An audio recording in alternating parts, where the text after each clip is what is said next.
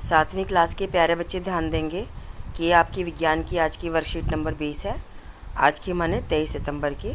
तो पादपों में पोषण हम पढ़ते ही आ रहे हैं। पादप मतलब पौधे होता है। तो इसमें हम बारी बारी से जो हमने पढ़ा था हर वर्कशीट में उसका आज आपका रिवीजन है, जिसको मतलब हम बोलते हैं आपने क्या सीखा। तो पहला पॉइंट है कि सभी जीवों को खाद्य की आवश्यकता होती है। तो खाद्य का मतलब यहाँ पे भोजन होता है, खाना। ठीक है बेटा, जिसका उपयोग वे अपनी वृद्धि और शरीर के रखरखाव के लिए आवश्यक ऊर्जा प्राप्ति के लिए करते हैं। कहने का मतलब ये है कि सभी जीवों को भोजन की खाने की ज़रूरत होती है। और क्यों खाते हैं कि जिससे उनकी शरीर की वृद्धि हो, शरीर का रखरखाव करने के लिए, ऊर्जा के लिए, ताकत के लिए। ऊर्जा माने ताकत, जिससे कि वो सभी काम कर सकें। तो इसीलिए आपने पढ़ा था ना, शाकाहारी, मांसाहारी, सर्वाहारी। तो कुछ जीव घास खा के अपना पोषण ले लेते हैं, जैसे हिरण हो गया, बकरी होगी, गाय भैंस हो गई। और कुछ जानवर जो हैं गाय भैंस बकरी हिरण को खा के अपना पोषण लेते हैं, जैसे शेर चीता बाघ हो गया, है ना, उनको हम मांसाहारी कह देते हैं। और हमारे मनुष्य जैसे सर्वाहारी होते हैं, क्योंकि जो सर्वाहारी होते हैं वो कुछ भी खा लेते हैं, अंडा, मांस, मछली, पौधे, फल, सब्जी सब खाते हैं। ठीक है बेटा। तो अब इसमें दूसरा पॉइंट पढ़ेंगे। हरे पादप प्रकाश संश्लेषण प्रक्रम द्वारा खाद्य स्वयं संश्लेषित करते हैं। हरे पादप कार्बन डाइऑक्साइड, जल एवं खनिज जैसे सरल रासायनिक पदार्थों का उपयोग खाद्य संश्लेषण के लिए करते हैं। प्रकाश संश्लेषण के लिए क्लोरोफिल, कार्बन डाइऑक्साइड एवं जल, सूर्य का प्रकाश अनिवार्य रूप से आवश्यक है। इस पॉइंट को समझेंगे बेटा कि हम तो पौधों से खाना ले लेते हैं। बकरी ने पत्ते खा लिए, गाय ने घास खा ली, हमने फल सब्जी खा लिए, चिड़िया तोते वो भी फल खा लेते हैं, बंदर भी खा लेते हैं। तो पौधे खाना कैसे बनाते हैं, पौधे कैसे बड़े होते हैं? तो बेटा जितने भी हरे पौधे हैं उनके अंदर क्लोरोफिल है, और वो हवा से, वायु से कार्बन डाइऑक्साइड गैस लेते हैं, जड़ों से जल और खनिज लवण चूसते हैं, और सूर्य का प्रकाश लेते हैं। उसकी उपस्थिति में ये भोजन का निर्माण करते हैं, क्योंकि क्लोरोफिल जो होता है वो सूरज की ऊष्मा को रासायनिक रूप से अवशोषित करता है। क्लोरोफिल हरे रंग का एक वर्णक होता है, जो कि पौधे के सबसे ज़्यादा पत्ती वाले भाग में होता है। लेकिन पौधे का जो भी भाग हरा है, चाहे तना है, चाहे कली है, चाहे फल है, जड़ है, बीज है, जो भी हरा भाग है उसमें क्लोरोफिल है। ध्यान दीजिए बच्चे, ठीक है।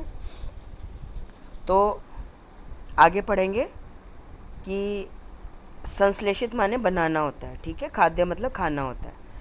तो ये बनाता क्या है? ये कार्बोहाइड्रेट बनाता है। जटिल रासायनिक पदार्थ प्रकाश संश्लेषण के उत्पाद हैं। तो बेटा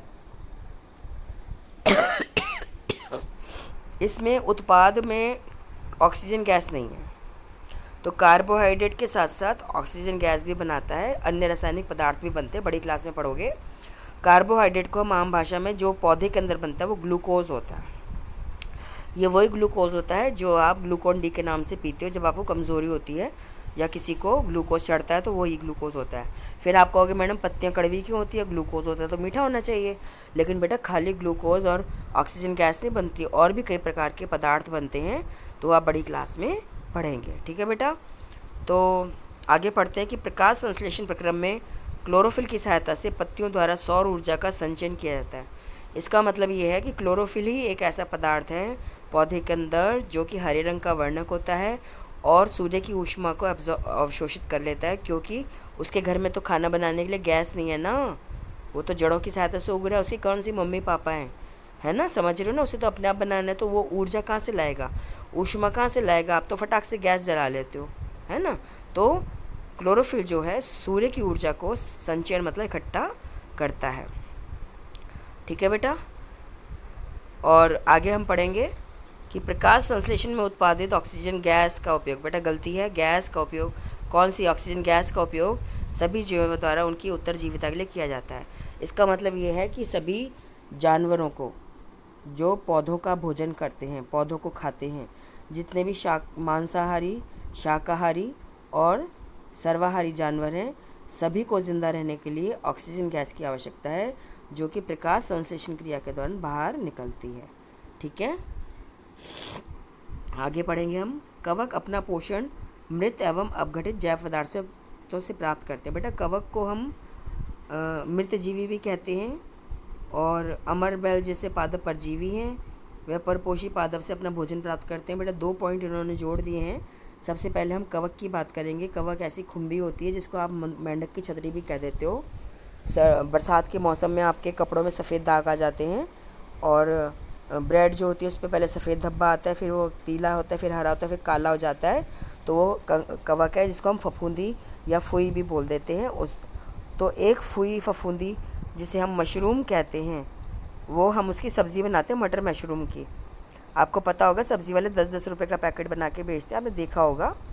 ठीक ठीक है बेटा, गोल गोल सी छतरियाँ सी होती हैं। तो ये मृत जीवी क्यों हैं? क्योंकि ये मिट्टी में नहीं उगते, जिंदा मिट्टी पे, जिंदा किसी चीज़ पे नहीं उगते, मरे हुए सड़े गले पदार्थों पे उगते हैं। ठीक है। और फिर दूसरी बात उसने बताई अमरबेल की। तो बेटा अमरबेल एक ऐसा पादप है जो कि पौधा है लेकिन हरा नहीं है। तो डीपीएस स्कूल के सामने जो पार्क है, तो वहाँ पे आप देखेंगे सभी पेड़ों के ऊपर पीले पीले डंडियाँ सी पड़ी हुई हैं। यदि आप डी इंडियन पब्लिक स्कूल के साथ पार्क में चलते हो, वहाँ पे भी लाइन से पेड़ों से, या इधर मेन रोड पे 990 वाली सड़क पे आप चलते हो, पापा से कहने लेके जाएंगे, वहाँ सभी पेड़ों के ऊपर, पार्क वाले पेड़ों के ऊपर पीली पीली डंडियाँ पड़ी दिखाई देंगी आपको। उसको हम अमरबेल कहते हैं।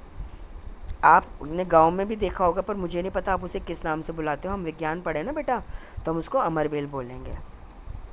परजीवी क्यों है? क्योंकि पौधा है पर हरा नहीं है, तो खाना खुद नहीं बनाता, ये दूसरे पेड़ों पे रहता है। तो जो पेड़ है इसको अपना खाना बना के दे रहे, क्योंकि वो पेड़ तो हरा है, क्लोरोफिल है, प्रकाश संश्लेषण कर रहा है, तो उस पेड़ को हम परपोषी कहते हैं। ठीक है बेटा, इसीलिए अमरबेल को क्या बोलेंगे? परजीवी। ठीक है, अगला पढ़ते हैं। कुछ पादप एवं अन्य जीव अपने पोषण हेतु दूसरे जीवों पर निर्भर होते हैं, जैसे छत्रक, इनको हम विषमपोषी कहते हैं। तो जो भी जीव अपने भोजन के लिए दूसरों पर निर्भर होते हैं उनको हम विषमपोषी कहते हैं। इसमें सभी जानवर आ जाते हैं, शाकाहारी, मांसाहारी और सर्वाहारी, और ये छत्रक तो कवक यानी फफूंदिया, ये भी आ जाता है। ठीक है बेटा, अब हम प्रश्न उत्तर करेंगे। अमरबेल उदाहरण है परजीवी का। प्रकाश संश्लेषण के लिए आवश्यक है, यहाँ से लिख देंगे, कार्बन डाइऑक्साइड, जल, खनिज, लवण, क्लोरोफिल, सूर्य का प्रकाश आदि। ठीक है। प्रकाश संश्लेषण में यहाँ पे बेटा लिखेंगे ऑक्सीजन गैस। ध्यान दीजिए, ऑक्सीजन गैस लिखना है हमने, यहाँ पे ऐसे लिखना है, गैस शब्द लिखना है। आपकी वर्कशीट में गलती है, हमेशा कार्बन डाइऑक्साइड गैस होती है, ऑक्सीजन गैस होती है, ये लिखना होता है। ठीक है बेटा। और कोविड-19 से बचने के लिए मास्क लगाना, 2 गज की दूरी का पालन करना, हाथों को अच्छे से साबुन से धोना, इसका नियमों का पालन आपने करना है, क्योंकि बहुत बुरी बीमारी है।